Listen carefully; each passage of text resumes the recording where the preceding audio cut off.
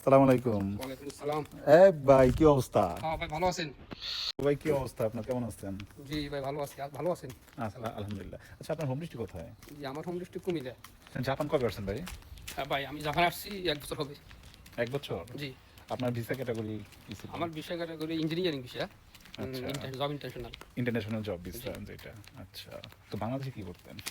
বাংলাদেশে আমি একটা হাই স্কুলের টিচার ছিলাম। সেন্সেই। এখানে শুনছি বাংলাদেশি টিচার।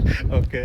আ তো কেউ যদি বাংলাদেশ থেকে আসতে চায় তাহলে মানে এই ইন্টারন্যাশনাল জব ভিসাতে আ কত টাকা লাগতে পারে? অ্যামাউন্টটা কিরকম আমার লাগতে তো পারে? লাগছে প্রায় ১৯ লাখ টাকার মতো। ১৯ লাখ। জি ভাই ১৯ লাখ আর টাকা আপনার লাগছে। নিয়ঙ্গ লেভেল কি ছিল? আমার নিম্ন লেভেল তেমন কিছু ছিল না। আমি কোন সার্টিফিকেট ছিল? কোনো সার্টিফিকেট ছিল না। আমি আচ্ছা। ৫-৬ মাস ওই এমনি করছি শিখছেন? আর জাপান থেকে N5 জাপান থেকে যতটুকু এখন যতটুকু শেখা শিখেছি দরকার। আচ্ছা, আচ্ছা। ইয়ে করছি। ওকে। তো এই যে ভাই ১ বছর আগে আসছে তখন কিন্তু নিহঙ্গ লেভেল লাগে নাই। কিন্তু এই মাসের মাঝখান থেকে মানে এপ্রিলের মাঝামাঝিতে নতুন আইন করতেছে। সেটা হচ্ছে সার্টিফিকেট যতই থাকুক সেই সার্টিফিকেটের পাশাপাশি N2 লাগবে। যারা ইন্টারন্যাশনাল জব ভিসাতে আসতে চাচ্ছেন জাপান, আ তাদের লাগবে হচ্ছে N2 তারপরেই সে এপ্লাই করতে পারবে।